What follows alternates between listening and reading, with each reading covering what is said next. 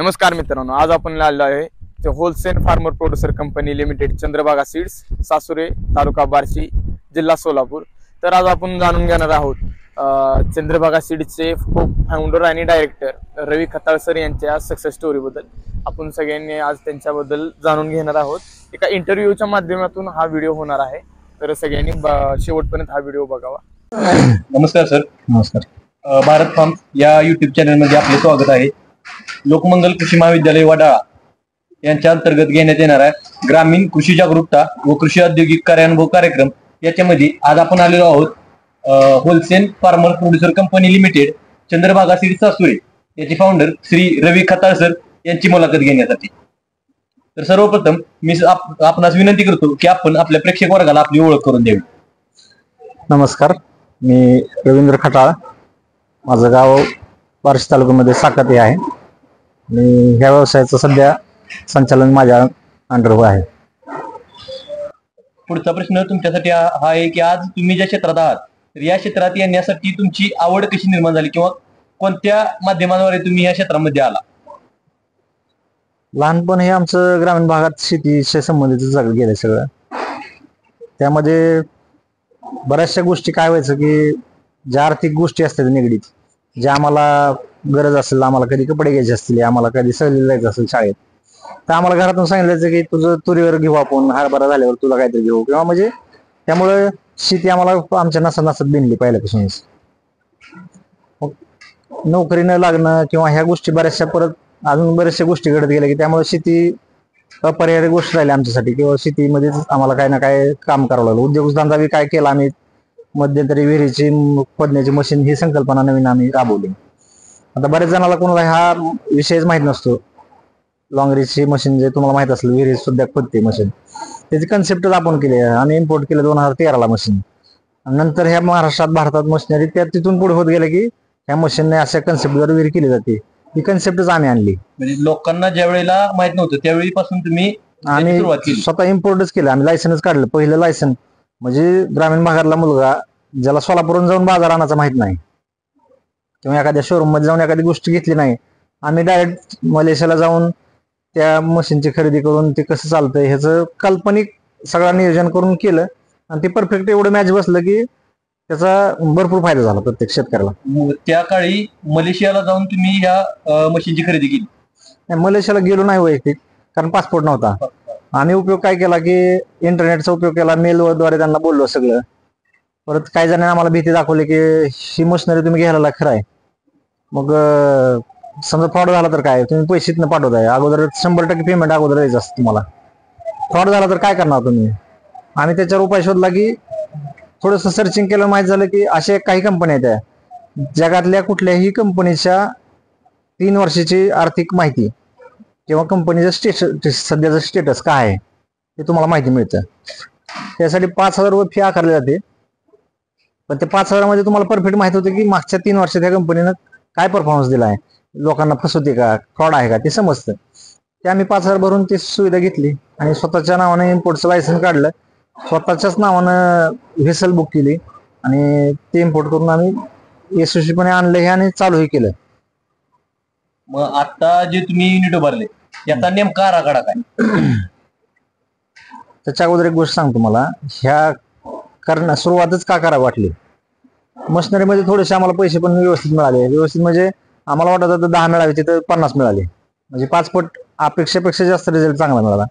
लोकांना त्याचा फायदा झाला। लोक विचार करायचे तर 2 महिने राबवण्यापेक्षा मग थोडस लवकर करू आपण आणि झंझट नाही, कोणाच्या आरे राहायची गरज नाही, असं शेतकऱ्यांना वाटलं।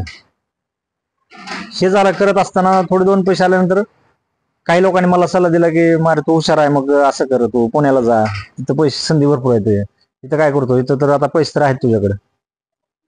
कधी वाटलं पुण्याला जावं, कधी विचारायचं डोक्यात, पण ते पुण्यातली गर्दी किंवा ह्या गोष्टी बघून शहरात जायची काय म्हणजे आवडच ग्रामीण भागात राहिलेल्या माणसाला शहर म्हणलं की नको वाटतं, भले पैसे जास्त असो कमी असो, ग्रामीण भाग भरा।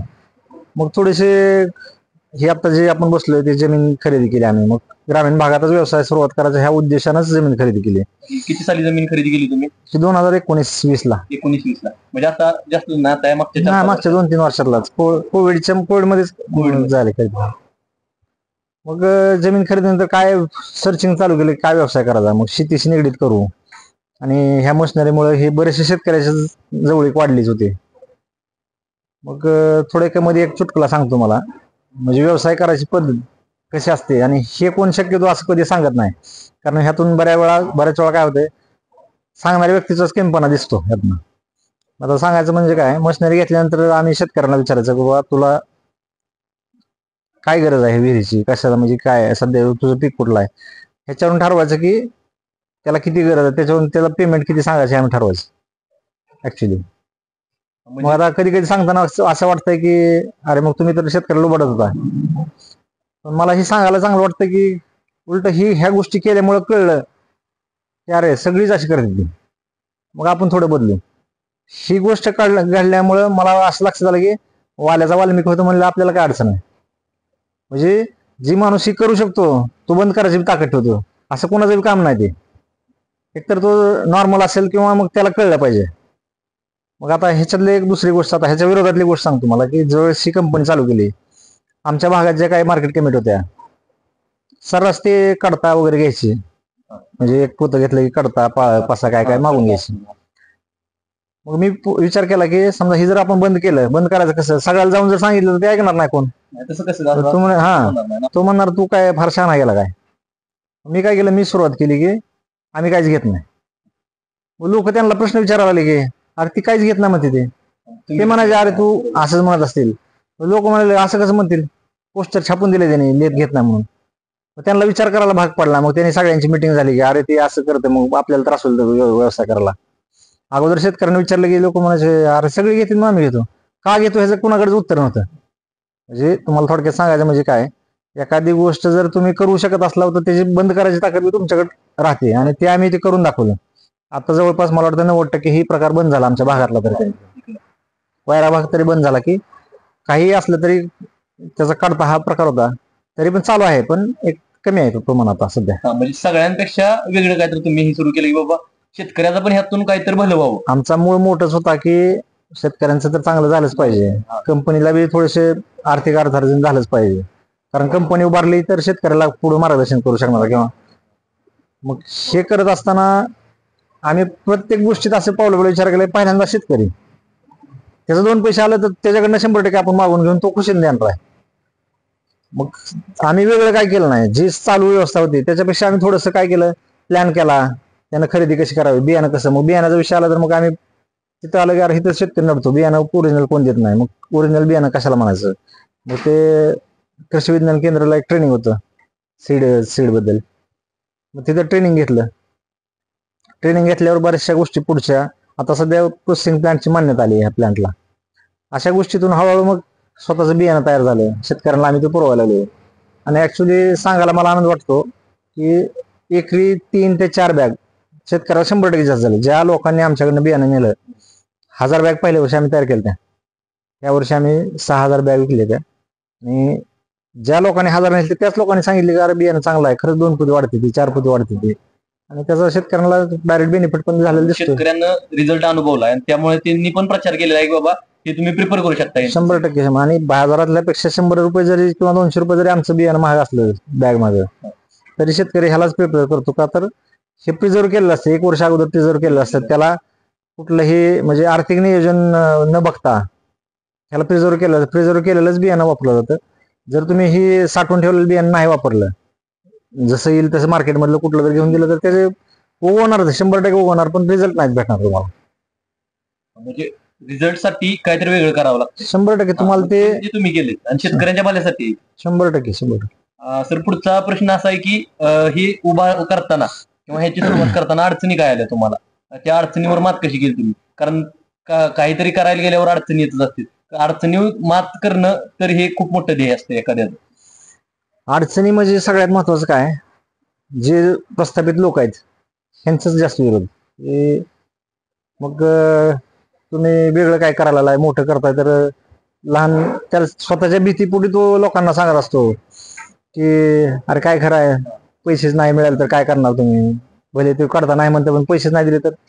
त्यावेळेस तुम्हाला काहीतरी एखादा म्हणजे एक ट्रेंड झालाय की माणूस कुठला तरी एखादा फ्रीमध्ये काहीतरी देतो म्हणलं, माणसाला वाटतं अरे काय करायचं, त्याविषयी पेड केलेलं बरं, म्हणजे तो करता दिलेलं बरं असं शेतकऱ्यांना म्हणजे त्यांचं वाटलं. म्हणणं काय काहीतरी चुकीचं होण्यापेक्षा बरं. करता देतोय ते आपण बरं तेच राहतो. बरं आहे, कारण आम्ही 10 वर्ष झालं यांच्याकडे घालतोय. मी घातले, माझ्या वडिलांनी मला घातलाय, माझ्या आजोबांनी घातलाय, मग उगाच कशाला आपण वाट वाकडी करा. ह्या गोष्टीचा एक त्रास झाला लोकांना, म्हणजे बऱ्याचशा गोष्टी. मी काय केलं, एक शेतकऱ्याला त्याला 5 मिनिट वेळ द्यायचं, त्याला 5 मिनिट समजावून सांगायचं की आम्ही काय करतोय, आणि त्याला समजावून सांगायचं तुला चांगला अनुभव, तू फक्त 10 लोकांना सांग. असं करत मग लोकांची संख्या वाढली, लोकांना सगळ्यांचे पैसे बरोबर गेले. मग नवीन नवीन योजना सांगितल्या त्यांना, बियाणं कसं फ्री मिळवायचं कधी कधी, किंवा गेल्या वर्षी आम्ही 1800 बॅग वाटल्या एनसीडीएक्स मठच्या माध्यमातून, म्हणजे शासकीय योजनेच्या माध्यमातून. बियाणं कसं ओळखायचं ओरिजिनल, बियाण्याची टॅगची पद्धत काय असते. आणखीन बऱ्याचशा लोकांना माहित नाही की बियाण्याचे टॅग म्हणजे पांढरा टॅग कुठला, भगवा कुठला, हिरवा कुठला, म्हणजे लोकांना हे बऱ्याचशा माहिती नसल्यामुळं लोक अज्ञान आहे. ते जर दुकानदार पॅकिंग चित्र ते छान दिसले कोण तर हो ओके बॅग आहे छान, एकदा ती बॅग पेरली आणि त्याचं उत्पादन चांगलं आलं, शेतकरी तोच मागतो. ऍक्च्युली विद्यापीठानं ह्या सगळ्या जाती विकसित केलेल्या असतात, त्याच्यावर अधिकार पहिला शेतकऱ्याचा आहे, नंतर कंपनीचा आहे. पण ह्या सिस्टममुळं पहिल्यांदा बियाणं शेतकरी कंपनीकडे येतं. का तर सिस्टम म्हणजे काय, ते साखळीत आणावं लागतं अगोदर. पहिल्यांदा ब्रीडर येतं, त्यानंतर मग ते फाउंडेशन झालं सर्टिफाईड, त्यानंतर ट्रुथफुल. पण शेतकऱ्याला ही माहितीच नाही, त्यामुळे बऱ्याचशा वेळेस शेतकरी अडचणी येतो. बियाणं कुठलं खरेदी करावं माहित नसते, मग तो आमका दुकानदार सांगतो माझ्याकडे ही बॅग आहे, ही एकदम रिझल्ट चांगला आहे, तीच घ्या. का तर त्याचा तो स्वतःचा मला काय राहतं बॅग माग, त्यांना ती खपवायचं, त्यांना त्यातून किंमत मिळवायची, त्याला जी खपवायचं त्यातनं जी मार्जिन जास्त तो बॅग त्याच्या गळ्यात घालतो. ह्यामुळे आम्ही शेतकऱ्याला सांगितलं की बॅग कशी ओळखायची, बियाणं कशाला म्हणायचं, फाउंडेशन कशाला, स्टेज कशाला म्हणायच्या, हे कोण सर्टिफाईड करतंय, ह्याची एक महाग यंत्रणा असते. बीज प्रमाणकरण यंत्रणा प्रत्येक जिल्ह्याला एक असते. पुणे, रायगड आणि सोलापूर ह्याला एक स्वतंत्र यंत्रणा आहे. ह्यांचं आपल्या ह्या प्लांटवर लक्ष असतं की काय तुम्ही करताय, बियाणं लोकांपर्यंत पोचतं का नाही. आता आणखीन क्लिअरिटी म्हणजे काय, सेंट्रल गव्हर्नमेंटची एकच वेबसाईट आहे सीड ट्रेस म्हणून, सीड ट्रेस. त्या वेबसाईटवर गेलं तर तुम्हाला पुढच्या वर्षी तरी आधार कार्ड लागणार बियाणं घ्यायला. आधार कार्ड आणलं तुम्ही तर तुमच्या नावाने बिल होणार, त्याच वेबसाईटवर बिल होणार.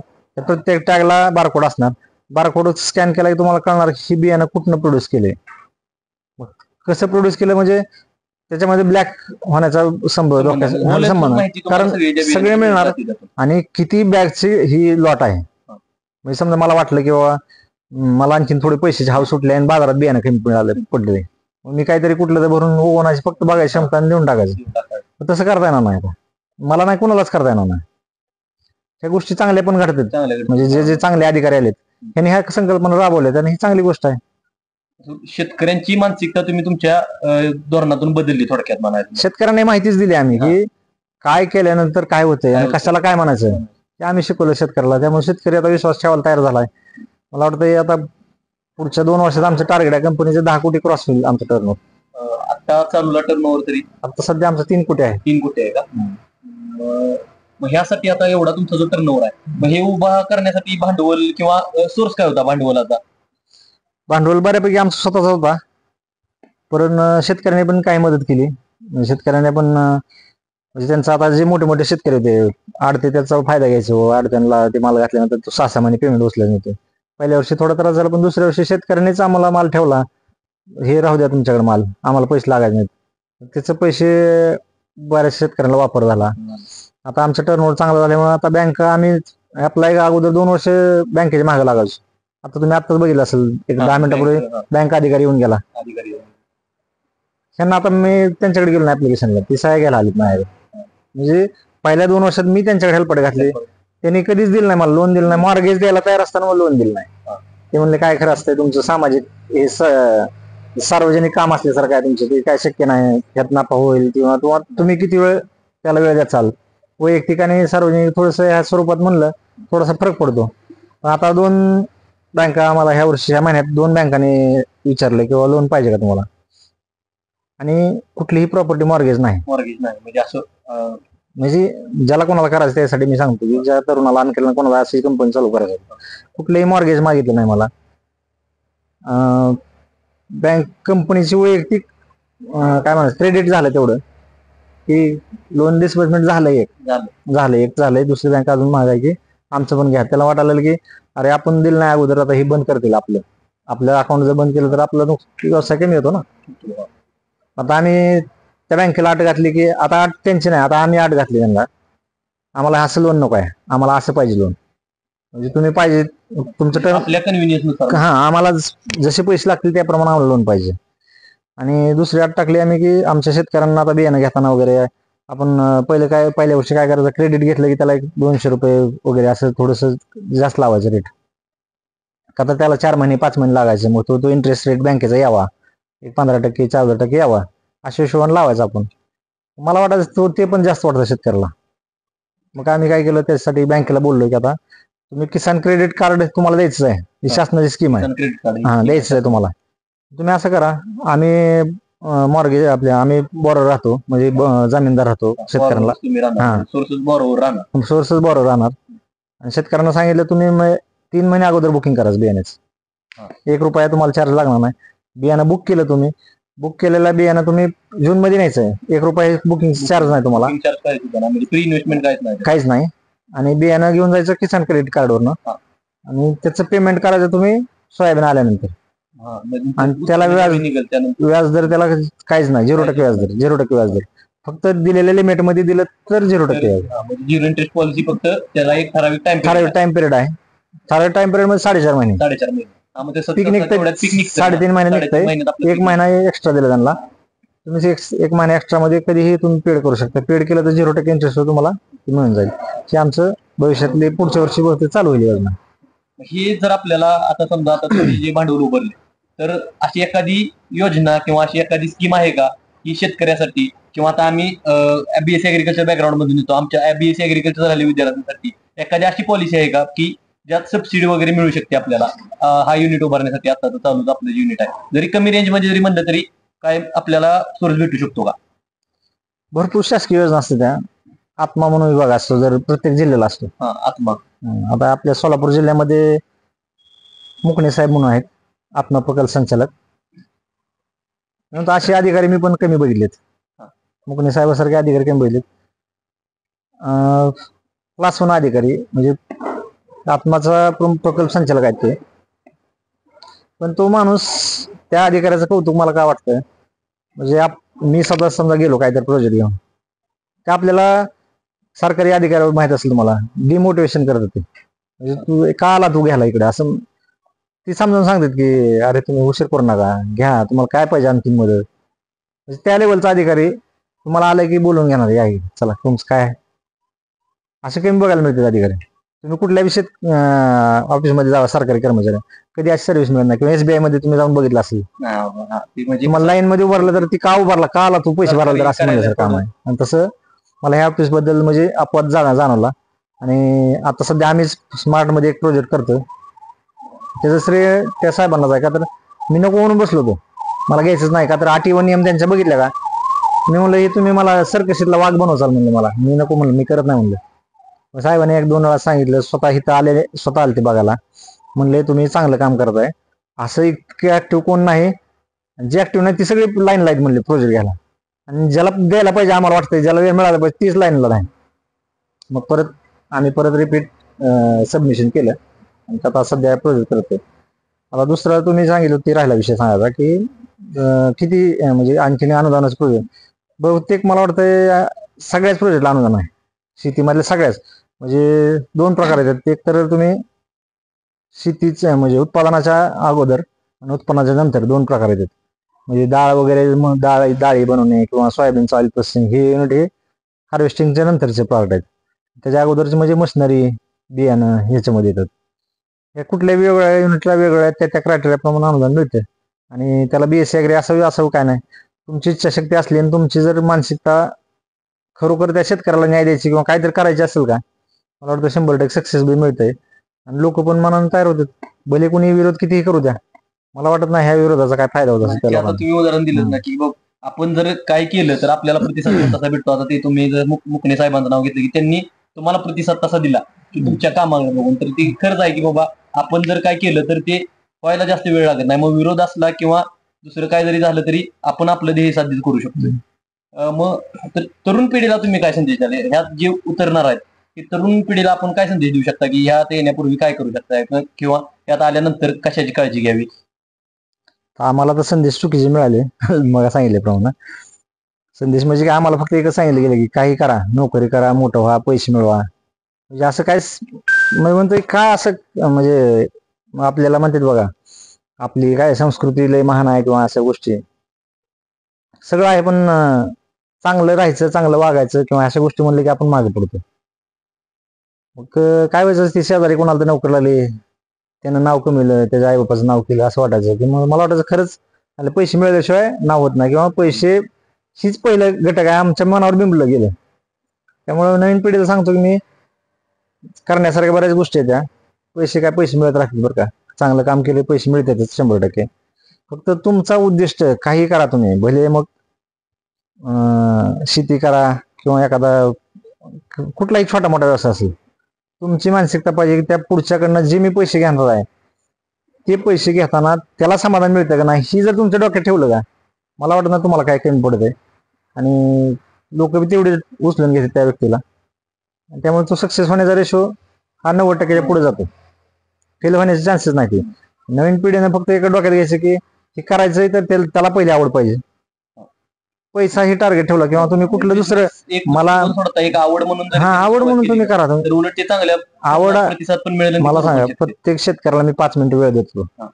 5 मिनिट त्याला बडबड बडबड करायचं. मला वाटायचं कधी कधी मी जास्त करतो बडबड, म्हणजे कंटाळा तर नसेल की असं वाटायचं. मग माझी बोलण्याची सवय नव्हती अगोदर. मला वाटायचं की आपण बोललं तर पैसे मिळावे, म्हणजे मी त्या अगोदरचा विषय जे सांगितला, माझ्या बोलण्याचे मी 10 मिनिटं बोललो तर मला पैसे किती मिळणार, मी असा विचार करायचो. ह्या क्षेत्रात आल्यावर म्हणलं ह्या माणसाकडे पैसे नाही, ह्याच्याकडनं कसं पैसे घ्यायचे, मग अगोदर ह्यालाच पैसे मिळू द्यावं लागतं. आधी तर त्याला पैसे मिळू द्यायचं, त्याला पैसे मिळू दिले तर तो खुशीनं पैसे देणार आहे. शेवटी व्यवहार आहे, कंपनी चालवायची म्हणलं ते पैसे लागणार आहे, ते सगळ्याला कळतं. ही काय धर्मदाय नाही, पैसे लागणार कंपनीला, ती सर्व्हिस तशी पाहिजे असेल तुम्हाला ते लागणार असते. फक्त ह्यात सक्सेस होण्याच्या गोष्टी ह्याच गोष्टी पाळायच्या की तुम्हाला त्या गोष्टी त्या आवेगानं किंवा तुम्हाला आवडीनं तेवढ्या केल्या तर तुम्हाला सक्सेस होऊन जाते 100%. खरंच मग ती तुम्ही काय म्हणा, त्यांच्या मेहनतीला त्यांच्या पैशाला न्याय दिला तर मग ते काय त्याचं फळ आपल्याला पण 100% भेटणारच आहे. सर यानंतर आपले विद्यार्थी प्रतिनिधी आहेत, त्यांच्या काय अडचणी किंवा त्यांचे काय प्रश्न आहेत ते आपल्या समोर मांडतील. तर मी त्यांना विनंती करतो त्यांनी आपले प्रश्न मांडावे. व्यवसाय करताना कुटुंबांचा व मित्रांचा काय सहकार्य लाभलं तुम्हाला? हा व्यवसाय करत असताना कुटुंब आणि मित्र मी सगळ्यांना मानतो. म्हणजे माझे शेतकरी ज्यांनी आम्हाला सहकार्य केलं किंवा आमच्याकडे आले, आमच्यावर विश्वास दाखवला, त्या सगळ्यांच आम्हाला सहकार्य लाभलं. सहकार्य म्हणजे काय, त्यांना ज्यावेळेस समजावून सांगितलं किंवा मी काय करतोय किंवा तुमच्या फायद्याचं काय आहे. फायद्याचं म्हणजे आता समजा उदाहरण बियाणं आम्ही विकतोय, तर बियाणं हेच बियाणं का घ्यायचं किंवा ह्याचं वेगळं काय आहे, ते आम्ही लेखी स्वरूपात द्यायला चालू केलं. ते तुमच्या मागचा 3 वर्षाचा काय रेशो होता उत्पादनाचा, तो आता इथून पुढे काय होणार आहे अंदाजे. त्यामुळे लोकांना वाटलं लिखित कोण देत नव्हतं. आता पण तुम्ही च्या पावतीवर लिहून देतो आम्ही की असं होईल तुमचं, एवढं उत्पादन वाटेल तुमचं, किंवा एखाद्याला जास्त शंका असेल तर त्याच्या शेतावर जाऊन यायचं आवर्जून. किंवा काही लोकांनी आम्हाला असं सांगितलं की नाही ते असं सगळे सांगतात ते आम्हाला, तुम्ही वेगळं काय करलं. त्यांचं बरोबर होतं, त्यांचं काय चूक नव्हतीच. मी तुम्हाला सांगितलं की शेतकऱ्याला पोळवलं इतके जणांनी, त्यामुळे ते विचारणार आहे प्रश्न. आम्ही प्रत्येक शेतकऱ्याला भले तिथं मग त्यानं काय नाही घेऊ द्या किंवा त्यानं काय म्हणत थोडक्यात ग्राहक नाही झालं तर चालेल, पण त्याला वेळ द्यायचा. आम्ही ते ऐकून भले जर गेला तरी आम्हाला वाटत नव्हतं की आम्ही त्याला वेळ घालवला. ती 2-6 महिन्यानं कधीतरी म्हणायचं ह्याच्याकडे एकदम म्हणतं एवढं म्हणलं ट्राय तर करून बघायला काय हरकत नाही. त्यामुळे त्यांचं असं सहकार्य लावलं की लोकांनी भले वेळ लावला असेल पण मला त्याचा फायदा झाला आणि कंपनीला आणायचा फायदा झाला त्याचा. आता अनेकांना वाटतं की ह्या क्षेत्रात यावं, तर ह्या क्षेत्रात येण्यासाठी पहिलं पाऊल त्यांचं काय असेल? क्षेत्रात कसं यावं हे असं काय सांगता यायचं नाही. त्या व्यक्तीला जर आवड असेल, त्यानं व्यवसाय ही गोष्ट अशी आहे बरं का, त्या व्यक्तीला व्यवसाय करताना त्याच्या आजूबाजूचं अनुभव वातावरण ह्या गोष्टी इतक्या कारणीभूत असते की त्याला काहीतरी दिसलं पाहिजे, त्याची एक नजर अशी पाहिजे की अरे इथं अडचण होते लोकांना. तुम्हाला एक उदाहरण सांगतो की पहिलं आपण, आता तुम्ही लहानात माझ्यापेक्षा खूप, आम्ही लहानपणी सायकलचा एक पंप असायचा हवा भरायला, त्याला वर हँडल असायचं आणि तिथे स्प्रिंग असायची. आठवतं का नाही तुम्हाला? माहित नाही. ते शर्ट असं खाऊन ठेवावं लागायचा का तर ते काळा व्हायचं. त्याला हे अख्ख्या भारतात कोणाला सुचलं नसेल का ह्याचं उलट करावं. म्हणजे तो हँडल म्हणजे हे झाला, पिस्टन झाला, रॉड झाला आणि तो खालचा होता तो पिस्टन होता. त्याने उलट केलं, ते पिस्टन होता तो पायात दिला, रॉड होता तो पायात दिला आणि उलटा ते पिस्टन होता तो वर घेतला, त्याला हँडल केला. स्प्रिंगचा काय जो काही इश्यू आहे ते खाली राहिला पायात. म्हणजे आज सांगायचा उद्देश काय होता, व्यवसायात येण्यासाठी हा असू द्या ना कुठलाही असू द्या, त्या माणसाची इच्छाशक्ती आणि त्याला त्यातलं काहीतरी दिसलं पाहिजे की अरे हे तर मी काम करू शकतो, हे तर थोडी कमी आहे आणि मी हे तर बेटर करू शकतो. हे कळलं की 100% ते सक्सेस आहे. तर माझा प्रश्न तुम्हाला असं होता की आपण जे चंद्रभागा सीड प्रोडक्शनचा जो ब्रँड आहे हा शेतकऱ्यांपर्यंत पोहोचवण्यासाठी आपल्याला कोणकोणत्या अडचणी आल्या व त्याच्यावरती आपण कशा प्रकारे तोडगा काढला? अडचणी म्हणजे जे प्रस्तावित ब्रँड आहेत पहिले किंवा प्रस्तावित विकणारी जी व्यवस्था आहे, त्या लोकांना वाटतं की बाबा हा नवीन आहे ब्रँड, का घ्यावा.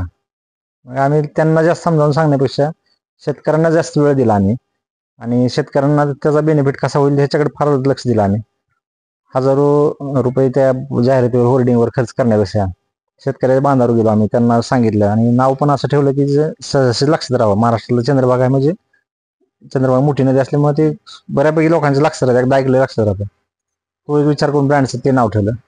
आणि जे आमचे 2000 कस्टमर आहेत, म्हणजे 2000 शेतकरी सभासद आहेत कंपनीचे, त्या सभासदांना भेटलो आम्ही. मग त्यातले काही सभासद निवडले आम्ही, पहिले 100 निवडले, परत नंतर 500 निवडले. पहिलं 100चं टार्गेट ठेवलं आम्ही. ह्या 100 लोकांना उत्पादन जास्त झालं पाहिजे. 500चा विचार केला नाही सध्या. 500 लोकांना सांगितलं बॅग घेऊन जावा, तुम्हाला उत्पादन वाढेल, एवढं सांगितलं त्यांना. पण 100 वर मात्र टार्गेट ठेवलं आणि त्यांच्या प्रत्येकाच्या बांधावर जाऊन खत कुठला वापरायचा, पैसे खर्चाचे कमी कसे करायचे. आता बऱ्याच वेळा काय होते, शेतकरी दुकानदाराकडे, दुकानदार म्हणतो तुम्हाला औषध देतो, चांगला डोस देतो, तीच पिकाला नाही ते शेतकऱ्याला डोस देते खरा. त्याला जे वाटतंय हे टॉनिक मला ह्यात जास्त पैसे मिळतात, तो तिथं चिटकावतो. ऍक्च्युली 1-2 ब्रँडेड असतात, सिजंटा, बायर यासारख्या कंपन्या, 1-2 त्यातली औषधी मेन ठेवायची, बाकीच त्याला काय त्याला जो बेनिफिट येईल त्याप्रमाणे तो ते करायचा. आम्ही त्याच्यावर फोकस केला की गेल्या वर्षी किती खर्च होता आणि उत्पादन किती झालं, ह्या वर्षी उत्पादन किती आणि खर्च किती होणार आहे, असं टार्गेट ठेवून 100 लोक निवडले आणि त्यांचं उत्पादन ऍक्च्युअली वाढवून दाखवलं. मग ह्या 100 लोकांनी पुढच्या वर्षी 500 लोक आणले आमच्याकडे. अरे मी सांगतो म्हणून घेते आणि त्याचा फायदा असा झाला. त्यामुळे हे नाव पसरायला जी काही गरज पडली ती लोकांचीच गरज पडली आम्हाला, म्हणजे जास्त पैशाची किंवा असं काही गरज पडली नाही. शेतकऱ्याशी संवाद साधताना तुम्हाला काय अडचण आहे? शेतकरी संवाद साधताना अडचणी म्हणजे काय, शेतकऱ्याला कसं समजावून सांगावं पहिल्यांदा प्रश्न पडायचा का, तर ऐकायची मानसिकता नव्हती त्यांची. कारण प्रत्येकानं काय केलं, त्यांच्यापाशी जायचं. मी एक लेख पण लिहिलता, ते प्रकाशित नाही केला. लेख असा लिहिलता की शेतकऱ्याला बँक आहे ते मदतीला, कर्जमाफी करणार आहे, शासन इतके अनुदान देतंय, पुन्हा राजकीय लोक त्यांच्यासाठी एवढं आंदोलन करते किंवा एवढं भाव वाढवा म्हणून बांधते, इतकं सगळं शेतकरी, पुन्हा कंपन्या आहेत औषधाच्या खताच्या, शेतकरी उत्पादन दुप्पट तिप्पट करण्यासाठी झटते, हे पेरा तुम्ही, ते फवारा, हे करा. इतकं असून शेतकरी का म्हणजे दारिद्र्यात जगतो हे कळलं गेलं मला. मला पडलेला वैयक्तिक प्रश्न सांगतो मला, का होतं इतकं एका माणसाला इतकी जण टेकणं लावते ती, तरी बी ती माणूस गावात जातो. म्हणजे याचा अर्थ ती टेकणं लावत नाही, ती त्याला वरून दाबते ती खाली, त्याला वर जीव देत नाही ती, फक्त म्हणते ते वर ये फक्त म्हणते त्याला, वर आले त्याला दाबते ती खाली. मग ह्या गोष्टीमुळे शेतकरी ऐकून घ्यायला तयार होत नाही सुरुवातीला. तुम्हाला जे म्हणतोय तुमचा प्रश्न होता की संवाद साधताना काय अडचण आहे, शेतकरी तयारच होत नाही ऐकायला तुमचं सुरुवातीला. त्याला वाटतं अजून एक ही जोकर आला की काय हे जे काहीतरी पट्टे पाडणार. म्हणजे कधी कधी मी काय सांगायला लोक म्हणायचे, बरं हां ह्यातलं तुमचं काय, इकत काय घ्यायचं, हां म्हणजे काहीतरी विकायला चालू काय असं वाटायचं सुरुवातीला लोकांना. मग मी माझ्या कंपनीची एकदा माहिती सांगत होतो एका शेतकऱ्याला, मला वाटतं माझ्या वडिलांच्या वयाचा असेल तो शेतकरी. तुमचं काय घ्यायचं म्हणलं, तुम्हाला काय पैसे द्यायचे का म्हणलं, आमचा शेअर्स असतो, तो शेअर्स 10,000 रुपये शेअर्स असणार आहे एका व्यक्तीचा. ऍक्च्युअली नव्हता शेअर्स 10,000, 100 रुपये होता. म्हणलं आता मानसिकता काय आहे लोकांची बघू आपण, आपलं काय पडतंय लोकांना. मग ते 10,000 शेअर्स आहे पण आता सध्या मिळत नाही म्हणलं, तुम्हाला 1 वर्षाने मिळेल, आता फक्त माहिती आहे काय म्हणलं तुम्ही. ते म्हणलं सांगा काय सांगता तुम्ही. मग त्याला सांगायला चालू केलं, मी असं करतोय, कंपनी तशी आहे, तुमचा फायदा असं बघतोय, बियाणं असं आणतो, किंवा आणखी नवीन योजना असली तर आम्ही सांगतो शेतकऱ्यांना. आता सध्या आम्ही NCDEX मध्ये प्रवेश करतो. NCDEX म्हणजे नॅशनल स्टॉक एक्सचेंज कमोडिटीमध्ये. त्याच्यामध्ये काय होतं की शेतकऱ्यांना फ्युचर ट्रेडिंग मध्ये भाग घेता येतो. कसा भाग घ्यायचा, त्याचे पैसे कसे मिळवायचे, तुम्ही व्यापाऱ्याच्या नादी न लागता तुम्हाला डायरेक्ट कसं पेमेंट मिळवायचं, काम सोयाबीनची क्वालिटी असेल किंवा कुठले इतर मार्ग असतील, इतर अन्नधान्य किंवा काय असेल, तुमचा माल असेल, त्याचे पॅरामीटर कसे समजावायचे, स्वतः समजून कसे घ्यायचे. आता उदाहरणार्थ सांगतो तुम्हाला, लोकांना का पटलं, ऍक्च्युली ही विकायला काय नाही तर तुमच्या फायद्याचं काय तर दोन गोष्टी सांगते म्हणून लोकांनी मग ऐकायची तयारी ठेवली. अरे बरं, मग ऐकायला काय, ही काय घ्या तर म्हणत नाही, मग ऐकायला काय पैसे पडत का, मग लोक ऐकायला तयार झाले. मग आता सोयाबीनचा बॅग समजा, सोयाबीन बॅग धरा, 50 बॅग आहे तुमच्या, 50 बॅग तुम्ही खिशात तर आणू शकत नाही. एक बॅग 50 किलोची 60 किलो असते, तुम्हाला वाहन करावं लागतं. तुम्ही फोनवर विचारणार काय रेट आहे मला आजचा, तो सांगतो असं काम का 4,500 5,000 काय सांगतो. तुम्ही म्हणता अरे शेजारी तर म्हणतो तुम्हाला माझं 47 गेले, बरं या म्हणते 48 देतो तुम्हाला, आजचा भाव निघाला 48, तुम्हाला देतो मी 48. ती येतो घेऊन, गाडीत भाव सांगत नाहीत, माल खाली उतरायचे 10 रुपये प्रत्येक पोत्याला, 50 पोते आणले 500 रुपये ते झाले. तुम्हाला तिकडे गाई तुमच्या दूर काहीतरी बसलेलं असते तुमच्या दारात, तिथं काहीतरी बिघडलं असतं तुमचं, तुम्ही म्हणता उर काय माल लवकर, तुमची गडबड बघून ती ठरवते की ह्याला किती गडबड आहे. त्या दिवशीचा रेट म्हणजे तुम्हाला पिकवायला 4 महिने वेळ आहे शेतात, विकायला मात्र तुमच्याकडे 4 तास सुद्धा नाही. तुम्ही गडबड केली तर तो पुढचा काय विचार करेल, ह्याला गडबड आहे, ह्याला काही दिलं तर चालतं थोडं तुम्ही. आणि तुमच्याकडे असं नाही की समजा त्यानं रेट कमी सांगितला, घरी सांगितला 47, इथं आल्यावर तुझं म्हणला नाही तुमचा माल तसा नाही, तुम्ही काय उचलून तर नेऊ शकत नाही. तो डिफरन्स एवढा सांगतो की तुम्हाला उचलून माल नेला महागारी, वाहन भाडं हमाली तेवढाच फरक सांगतो, ते जास्त सांगत नाही. तुम्ही इथं आलं पाहिजे, नेऊन पण काय फायदा नाही एवढंच आहे, म्हणजे आपल्या हातात काय नाही, त्याविषयी ह्याला इथंच थोडे जे जाणार आहेत पैसे ह्याला देऊ जास्त. ह्या गोष्टी टाळण्यासाठी मी शेतकऱ्याला काय सांगितलं की घरी कसं पॅरामीटर चेक करायचे. प्रत्येक गोष्टीला ह्या कमोडिटी मार्केटमध्ये पॅरामीटर असतात. हळद असू द्या तुमचं, धनास, जिरा, सोयाबीन, मोहरी, सरकी पेंड, गवार, प्रत्येक गोष्टीला पॅरामीटर असतील. पॅरामीटर कसे असतात, त्यातलं मॉइश्चर, समजा ऑइलचं असलं ऑइल कंटेंट, ऑइल नसेल तर माती त्यात काय आहे का, आणि खराब म्हणजे डॅमेज झालेल्या बिया किंवा काय. त्याचं समजा सोयाबीनचं सांगतो उदाहरण, ते 10-2-2, 10 काय तर मॉइश्चर आहे, 2 काय तुमचं माती आहे आणि फॉरेन मटेरियल, आणि 2 आहे तुमचं ते किडकं किंवा खराब झालेलं सोयाबीन. हे पॅरामीटर घरी चेक करायचे. कसे करायचे, 1 किलो सगळ्या सोयाबीन म्हणले, आता आपण ट्रॅक्टर घेतो, ट्रॅक्टरला 10 लाखाचे इक्विपमेंट बसवतो आपण, म्हणजे रोटावेटर घेतो, नांगर कुळं सगळं घेतो. हे चेक करायला काय लागतं माहिती का, फक्त 500 रुपयाचा एक काटा लागतंय, म्हणजे वजन काटा, जो ग्रॅमवर मोजल. बंब लागतो, बंब म्हणजे साध्या पाईपाचा कसा बी घरी करता येतो, किंवा एक 60-70 रुपयाला बाजारात विकत मिळतो. आणि झालं एवढीच गोष्टी, बाकी काय लागतच नाही ना. तुम्ही सगळ्याच पोत्यातले सॅम्पल काढायचं, कुठलाही माल असू द्या, त्याचं 1 किलो सॅम्पल काढायचं, 1 किलो सॅम्पल मधनं ह्या सगळ्या गोष्टी वेगवेगळ्या करायच्या, त्याचं वजन करायचं. समजा 1 किलोला माती किती निघाली, डॅमेज किती निघालं, त्याचं पॅरामीटर कॅल्क्युलेशन करायचं. 1 ग्रॅमला, 1 किलोला जर 10 ग्रॅम निघत असेल तर 10 गुणिले 100, म्हणजे क्विंटल कितीचा आहे 100चा, तर 10 ग्रॅम गुणिले 100 म्हणजे तेवढे तुमचे माती येतात. हे पॅरामीटर 98% ते 90% ते 98% जुळतात. म्हणजे ह्याच्यामुळे फायदा काय होतो तुमचा, की हे सगळं तुम्ही घरी केलं, तुम्ही हे तर म्हणू शकताय माझं सोयाबीन किंवा माझा अमुक माल आहे आणि त्याचे पॅरामीटर असे आहेत, काय भाव सांगा. तिथं आल्यानंतर तुम्हाला म्हणू शकत नाही नाही ह्यात थोडीशी माती जास्त आहे कमी आहे, असं हात घालून माती बघितली तुम्हाला काय कळणार आहे, किंवा त्याला तर काय कळणार आहे किती किलो आहे ती, कळत नाही कोणालाच.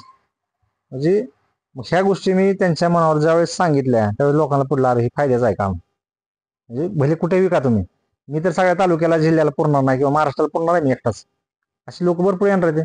ह्या सिस्टमला सुधारायचं असेल तर जो विकणार आहे तो शहाणा झाला पाहिजे. पहिलं तो शहाणा झाला तर आपोआप होणार आहे. मग लोक त्यामुळे ऐकायला आले, लोक पुन्हा फोन करून विचारले आम्हाला ते ऍड करा तुमच्या ग्रुपला, आम्हाला मेसेज नाही तर फोन करून विचारले की ग्रुपचा मेसेज येत नाही तुमचा आमचा. किंवा विक्री करताना आम्ही सांगतो, आम्हाला माहित असते की 4 दिवस 3 दिवस अगोदर भाव वाढलाय. व्यापारी काय करतो, तुम्ही विचारता फोन करून, अरे दादा ते तुम्ही त्याकडे 5 वर्ष घातलेलं असतं सोयाबीन किंवा 10 वर्ष घातलं असतं, तुमच्या वडिलांनी घातलेलं असतं, तुमचा विश्वास असतो, तो विचारतो की कसं काय करा. त्याला माहित असतं 5 दिवस वाढणार आहे, लवकर या म्हणणार काय खरं नाही पुढचं मार्केटचं. आम्ही म्हणतो पुढचं 5 दिवस वाढणार असलं थांबा म्हणून सांगतो, किंवा काय थोडं पैशाचा विषय आला का थोडं शेतकरी मागं पुढे बघतो.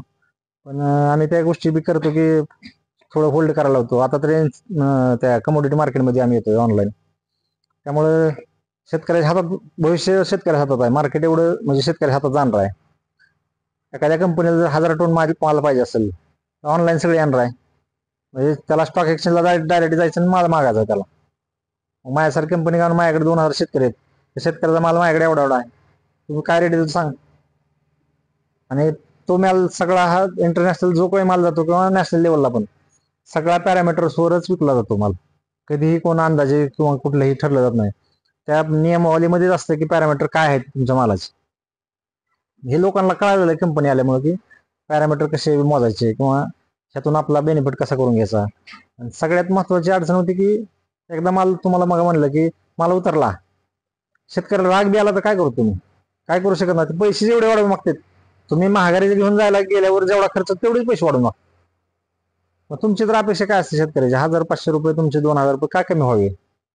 त्यामुळे शेतकऱ्याला घरनंच हालतो ना, आम्हाला विचारतो की आजचा काय रेट आहे. आम्ही मेसेज टाकतो सगळ्या ग्रुपवर, सगळ्याला एकच रेट, तुझा माल खराब आहे, तुझा माल चांगला आहे. म्हणजे हे सगळे म्हणजे काय म्हणायचं त्याला दंत पाहिजे ही गोष्टी येते सगळ्या. कोणाचाही माल खराब हा चांगला म्हणाल तुम्हाला कोणी सांगितलं, तुम्ही पॅरामीटर असतील पॅरामीटर मोजा आणि तुम्ही ठरवा चांगला खराब. म्हणजे एखाद्या गावात थोडा शहाणा असतो, त्याला मग थोडा भाव जास्त द्यायचा, ती सगळीकडे सांगतो की 1 नंबर माणूस आहे बघा, तिथं माल नेत जावा. त्याने सगळ्याचे किसे कापायचे, ह्या ऍक्टरलाच फक्त 2 रुपये वाढून द्यायचे. त्यामुळं माझं म्हणणं माझ्या मनात वैयक्तिक होतं की कुठे विकू द्या, माझ्याकडे विकू द्या, कुणाकडे विकू द्या, पॅरामीटर कसं विकायचं हे समजलं. आतापर्यंत सगळ्यांनी एकच समजावून सांगितलं, हे औषध कसं फवारा, ते बियाणं हे घ्या, तुम्ही हे खत टाका, ते खत टाका. पण उत्पादन झाल्यावर त्याच्याकडे कोण गेलं का शेतकऱ्याकडे आजपर्यंत. ही तुम्ही आता माल झाला ना, आता तुझे खूप खर्च झालाय, आता हे तुझा मी माल चांगल्या पद्धतीने विकून दाखवतो, असं कोण म्हणून कधी ऐकलं तुम्ही, किंवा तुम्ही शेतकऱ्याच्या कुटुंबातल्या कधीच कोण येत नाही दारात. पण तुम्ही पेरताना विकताना करताना सगळ्या कंपन्या येतात दारात. ते 4 बाटल्या घेऊन डेमो दाखवणार तुम्हाला, हे कसं फवारा, हे असं हिरवं होतं, पिवळं होतं, पांढरं होतं, काय जे सांगायचं तुम्हाला. पण उत्पादन झाल्यावर कोणीही तुमच्या दारात येत नाही, त्याला माहित आहे ह्याच्याकडे काय राहिलेलं नसतं, सगळं आपणच खाल्लेलं आहे. त्यामुळे ह्या गोष्टी समजावून सांगितल्यामुळे मला ती अवघड नाही गेलं शेतकऱ्याला समजावून. शेतकऱ्याच्या फायद्यात सांगितल्यामुळे शेतकऱ्यांनी ते ऍक्सेप्ट केलं. सर, माझा क्वेश्चन तुम्हाला असा आहे की आपल्या कंपनीच्या प्रोडक्ट बद्दल थोडी माहिती भेटेल का? कंपनीचे प्रोडक्ट सध्या तर आमच्याकडे 2च आहेत, एक सोयाबीन बियाणं आहे आणि दुसरं कांदा. कांद्यामध्ये आम्ही 2-3 व्हरायटी आहेत. उदय समर्थ म्हणून राहुल विद्यापीठाचे आहेत आता आमच्याकडे. आता सध्या आम्ही जर्मनीवरून आणि केनियावरून आणि इस्रायलवरून कांद्याचे वाण वेगवेगळे मागवलेत.